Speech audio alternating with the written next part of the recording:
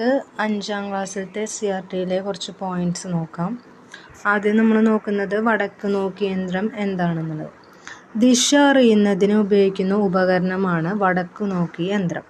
സ്വതന്ത്രമായി ചലിക്കുന്ന കാന്തസൂചി തെക്കുവടക്ക് ദിശയിൽ നിലകൊള്ളും എന്ന തത്വമാണ് ഈ ഉപകരണത്തിൻ്റെ അടിസ്ഥാനം. സൂചിയിൽ പ്രത്യേകമായി രേഖപ്പെടുത്തിയ അഗ്രം വടക്ക് ദിശയെ സൂചിപ്പിക്കുന്നു. സമുദ്രയാത്രയിൽ ദിശയറിയുന്നതിന് നാവികർ പണ്ടുകാലം മുതൽ തന്നെ ഈ ഉപകരണം ഉപയോഗിച്ചിരുന്നു. ഇനി നോക്കാനുള്ളത് ഭൂപടത്തിലെ ദിശകൾ. ഭൂപടത്തിൽ സാധാരണയായി ദിശ കാണിക്കുന്ന അടയാളം നൽകിയിരിക്കും. ചുമർ ഭൂപടങ്ങളുടെ മുകൾ ഭാഗം എന്തിനെ സൂചിപ്പിക്കുന്നത്? വടക്ക് ദിശയെ സൂചിപ്പിക്കുന്നു. ചുവടുഭാഗം തെക്ക് ദിശ, വലതുഭാഗം പടിഞ്ഞാറ് ദിശ, ഇടതുഭാഗം കിഴക്ക് ദിശ.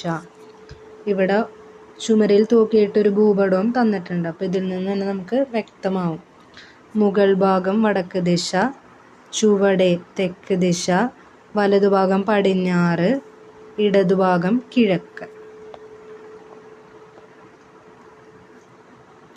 ഇനി സാധാരണയായിട്ട് ഭൂപടങ്ങളിൽ ദിശ സൂചിപ്പിക്കാൻ ഉപയോഗിക്കുന്ന ചിഹ്നങ്ങളും ഇവിടെ തന്നിട്ടുണ്ട്. ഓക്കെ,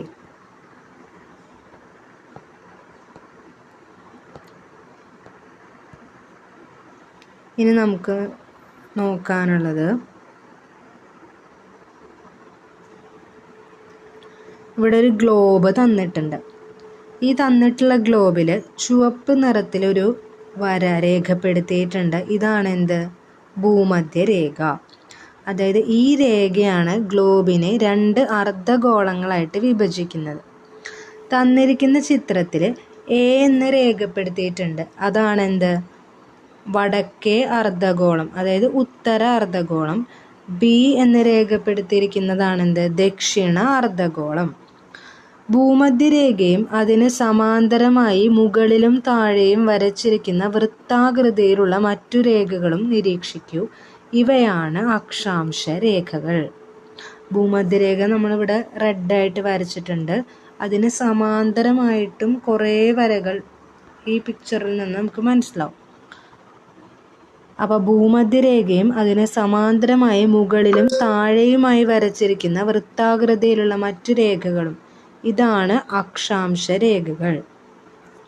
ഈ അക്ഷാംശ രേഖ നമ്മൾ മനസ്സിലാക്കി കഴിഞ്ഞു. ഈ അക്ഷാംശ രേഖകൾക്ക് ലംബമായിട്ട് വരച്ചിരിക്കുന്ന അർദ്ധവൃത്താകൃതിയിലുള്ള രേഖകളുമുണ്ട്. ചിത്രം നോക്കിക്കഴിഞ്ഞാൽ നമുക്ക് മനസ്സിലാവും. ഈ അർദ്ധവൃത്താകൃതിയിലുള്ള രേഖകളാണ് രേഖാംശ രേഖകൾ.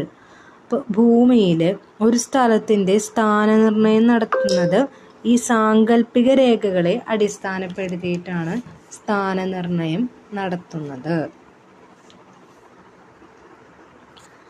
ഇനി ഗോളാകൃതിയിലുള്ള ഭൂമിയുടെ മാതൃകയാണ് ഗ്ലോബ്. ഗോളാകൃതിയിലുള്ള ഭൂമിയുടെ ഉപരിതല സവിശേഷതകൾ ഒരു പരന്ന പ്രതലത്തിൽ വരച്ചു ചേർത്താൽ അതെന്തായിട്ട് മാറും? ഭൂപടമായിട്ട് മാറും. ഇവിടെ ഗ്ലോബും അതുപോലെ തന്നെ ഭൂപടവും തന്നിട്ടുണ്ട്.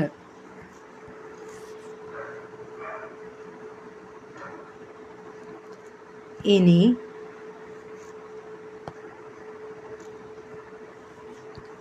കേരളത്തിൻ്റെ ഭൂപടം തന്നിട്ടുണ്ട്.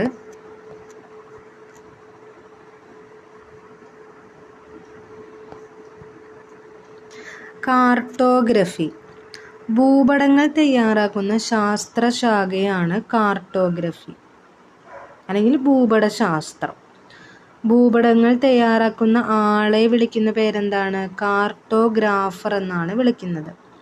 നമ്മുടെ രാജ്യത്ത് ഭൂപടങ്ങൾ നിർമ്മിക്കുന്നതിനും പരിശോധിക്കുന്നതിനും പ്രസിദ്ധീകരിക്കുന്നതിനും ചുമതലപ്പെട്ട കേന്ദ്ര സർക്കാർ ഏജൻസിയാണ് സർവേ ഓഫ് ഇന്ത്യ. അതിൻ്റെ ആസ്ഥാനം എവിടെയാണ്? ഡെറാഡൂൺ. ഉത്തരാഖണ്ഡിലെ ഡെറാഡൂൺ ആണ് ഇതിൻ്റെ ആസ്ഥാനം. പിന്നെ നമുക്കറിയാം ഭൂപടത്തിൽ കുറേ സൂചികകളൊക്കെ ഉണ്ടാവും. റോഡ്, റെയിൽപാത, നദി, തുറമുഖം, ഇതിനൊക്കെ പ്രത്യേകമായിട്ട് ചിഹ്നങ്ങളും ഉണ്ടായിരിക്കും. ഇവിടെ കുറച്ച് ചിഹ്നങ്ങൾ തന്നിട്ടുണ്ട്. സംസ്ഥാന അതിർത്തിയെ കാണിക്കുന്നത് ഈ ഒരു സിമ്പൽ വെച്ചിട്ടാണ് സംസ്ഥാന അതിർത്തി. അതുപോലെ തന്നെ ജില്ലാ അതിർത്തി, നദി, ദേശീയപാതകൾ, റെയിൽപാതകളൊക്കെ എന്താണ്, ബ്ലാക്കിലാണ്. ദേശീയ പതാകകൾ റെഡിലാണ്. പിന്നെ തലസ്ഥാനം കാണിക്കുന്നത് സ്റ്റാർ, ജില്ലാസ്ഥാനം, അതുപോലെ തന്നെ തുറമുഖം, വിമാനത്താവളം, സംസ്ഥാന പാതകൾ, ഇതൊക്കെ ഇവിടെ കാണിച്ചിട്ടുണ്ട്.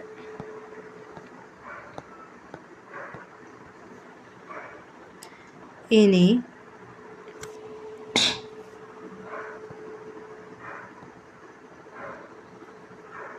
വാസ്കോഡ ഗാമയെ പറ്റിയിട്ട് നോക്കാം. പോർച്ചുഗലിലെ ലിസ്ബൺ തുറമുഖത്തു നിന്നും 4 പായ്ക്കപ്പലുകളായി 170 പേരടങ്ങുന്ന നാവിക സംഘത്തെ നയിച്ചുകൊണ്ട് വാസ്കോഡ ഗാമ ഇന്ത്യയെ തേടി യാത്ര തിരിച്ചു. കാറ്റിൻ്റെ സഹായത്തോടെ തെക്ക് കിഴക്കോട്ട് യാത്ര ചെയ്ത് ആഫ്രിക്കയുടെ തെക്കേ അറ്റത്തെത്തി. തുടർന്ന് ആഫ്രിക്കയുടെ കിഴക്കേ തീരം വഴി വടക്കോട്ട് സഞ്ചരിച്ച് മലിന്തി തുറമുഖത്തെത്തി. അവിടുത്തെ നാവികരുടെ നിർദ്ദേശങ്ങൾ സ്വീകരിച്ച് മൺസൂൺ കാറ്റുകളുടെ സഹായത്തോടെ എന്നാണ് എത്തിയത്? 1498 മെയ് 20-ന് ഇന്ത്യയുടെ പടിഞ്ഞാറേ തീരത്ത് കോഴിക്കോടിനടുത്തുള്ള കാപ്പാട് തീരത്ത് എത്തിച്ചേർന്നു. യൂറോപ്പിൽ നിന്ന് ആയിരക്കണക്കിന് കിലോമീറ്റർ താണ്ടി വാസ്കോഡ ഗാമയും സംഘവും സാഹസികമായി നടത്തിയ ഈ യാത്ര ചരിത്രത്തിൽ ഇടം നേടി. വാസ്കോഡ ഗാമയുടെ സമുദ്ര സഞ്ചാര പാത ഇവിടെ തന്നിട്ടുണ്ട്.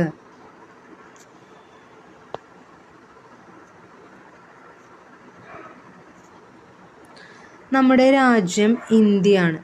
ഏത് ഭൂഖണ്ഡത്തിൻ്റെ ഭാഗമാണ് ഇന്ത്യ? ഏഷ്യൻ ഭൂഖണ്ഡത്തിൻ്റെ ഭാഗമാണ് ഇന്ത്യ.